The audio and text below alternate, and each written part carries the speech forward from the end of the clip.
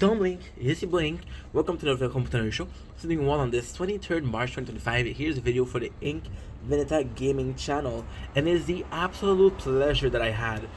Lately I've been looking. Okay, so how not to start a video? This is not start a video. So you guys, most of the content you're gonna see from me is from the Twitch. It's from the streaming. It's from the gaming channel, right? Because we're in the gaming channel now. Twitch hasn't allowed me to stream lately because we have too many hours of content.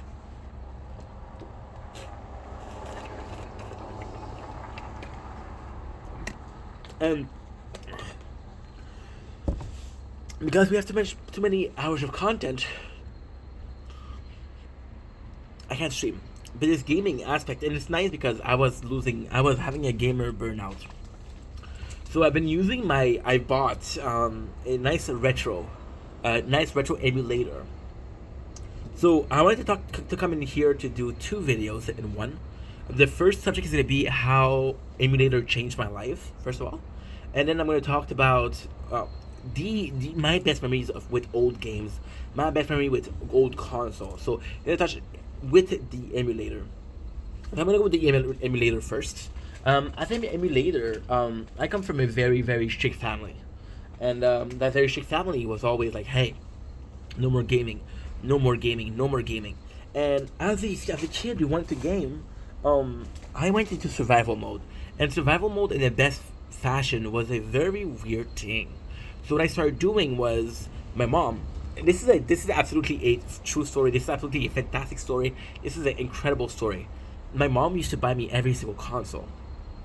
I was a Nintendo DS, PSP, and I would use the Game Boy Color, because the Game Boy Color, I could bring it to my father's house.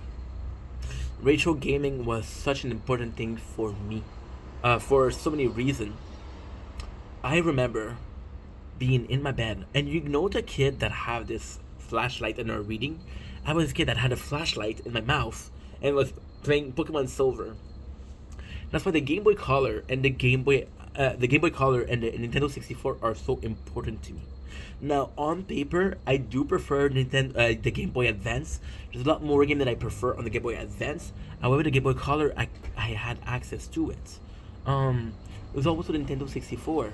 Nintendo 64, I had it from the age of 4 years old, 4 years old, and 1997 when it came out. And then I had it till my 5th high school. So 5th year high school is 11th grade, and I didn't skip a year. We redid it a year, so I was like 17, 18. So there's 14 years where I had the Nintendo 64, and the PS5 was a great console. The PS4 was a great console, but the PS4, it was a weapon for my father to use. As you know what, you're not being kind, you're not being good. Well, confiscated the PS4. And it was so weird because he would never confiscate the Nintendo 64. It was too old. It was like, how the fuck is he still playing it after 14 years? My father didn't want me to buy new games because he wanted me to go outside to play sports, right?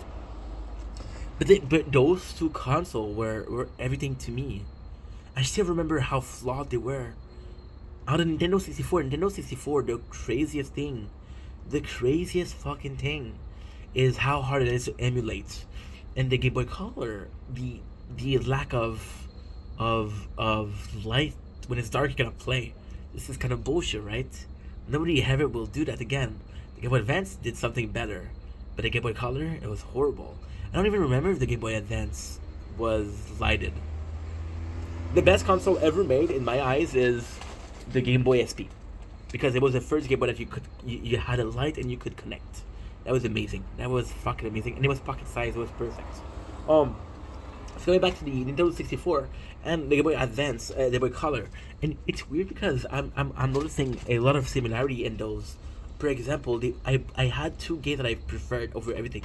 They're both from Nintendo. My two favorite games as a young adult, as a kid, as a young adult, as an adult, has been Ocarina of Time and Majora's Mask, right? Ocarina of Time is a very simple thing. It's the perfect story. It's a story of a kid who has been protected. He's a chosen one that's been hidden, and now he's in the plot, and then he's gonna save the world. He makes a mistake, he gets betrayed, and then he has to fix this mistake. Ocarina of Time, the greatest thing that you have is the childhood saga, saga. It's almost a tutorial. It's almost not important. But then you realize that narratively speaking is one of the most important parts. Link is able to make friends. So all of the sages, if you know the game, you know what I'm talking about. So all the sages are people that you met as a kid, which is crazy. Yeah, I'm gonna say not Nairu, but Nairu you met her as a kid. It's not her name. What was the Gerudo? And I forgot. The Ocarina of Time was a perfect game. From start to finish, it was perfect. From start to finish, you had the story. But then I've had Majora's Mask, and Majora's Mask, it was about the world building. It was about the environment. It was about the idea behind it. It was about how little details there was, how rushed it was, and it was the perfect fucking game. Not because of the story. The story in itself is good, but it's nowhere near the beauty of Ocarina of Time. Give me more lore, and it beats Ocarina of Time. But as a simple piece, it isn't. There's also the fact that Majora's Mask is a very hard game to love. So with Ocarina of Time, the best thing about Ocarina of Time was that it was influenced by games like Skyward Sword. So Skyward Sword had a lot of lore to it. But Majora's Mask is no game that uses the lore. The only game that kind of uses the lore is the Twilight Princess. It doesn't use it on purpose. It uses the same culture. So I believe that the Majora's Mask is from the Twili, and Twilight Princess is the Twili. But apart from that, it's not even confirmed. So these two games were perfect, and I played them, and I played them, and I played them, and I played them, and I loved them. But as an adult, see, my needs. I think that's a problem. I think my needs change. I think my needs really change. So at first I was gaming for fun, but then I kind of lost the passion for gaming, to be honest. And I was just like, well, I don't want to game as much. So as a gamer, I could game for 12, 20, okay, not 20, but 12, 16 hours a day. There's no problem. I cannot do that. I don't want to do it because I like to film a lot more. So I'm like, okay, well, I'm only going to be playing half of the game or a third of the game that I'm playing. And now, Nintendo 64, my favorite game, isn't even Zelda anymore. It's Paper Mario. Because it changed so much. It's funny. There's a bunch of characters that are super funny. It gave a really nice series. But more than that, it aged beautifully. So Ocarina of Time still aged beautifully, but the faces are a problem. Majora's Mask aged beautifully, but the faces are a problem. What I mean by the faces are a problem is the faces are going to be the same. So, for example, take a game like Mario 64. Take a game like Donkey Kong. They have this almost, so it's polygon, right? And the polygon are going to be a shape. So, a circle shape, and then you build on that circle. Versus designing a character from scratches. Now, we have the Game Boy Color. And the Game Boy Color is also a beautiful thing because my favorite game was, for the longest time, was Silver. To me, Silver was also the perfect game. It was the perfect fucking game. It was the perfect game. Because why? Because Silver was as complicated as I wanted Pokemon to be. We had the berries, we had a night and day, we had a male and female character, which was phenomenal. We had 251 Pokemon, which was phenomenal. It was such a nice game, and the post content was the first game, so to me that was beautiful. Pokemon Silver will forever be perfect game. I will not change a thing. But then you realize that the Pokemon Silver, the story compared to a game like Pokemon Yellow is not as good. Pokemon Yellow has a better story, but Pokemon Yellow is a better story because of personal attachment, of nostalgia. So I watched the Pokemon Indigo Plateau, but I didn't watch the Johto Journey, right? So of course, and a game like Yellow, which is inches from being perfect, to me is more enjoyable than Silver. Now Silver, I love it. I'm gonna have a good time every single time I'm gonna play it.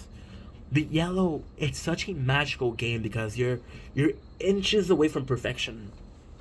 Red and Blue, you have those cities that are the same color. The whole game is the same color. It's red if you Pokemon Red, or blue if you Pokemon Blue. With the Yellow, every single city has a different.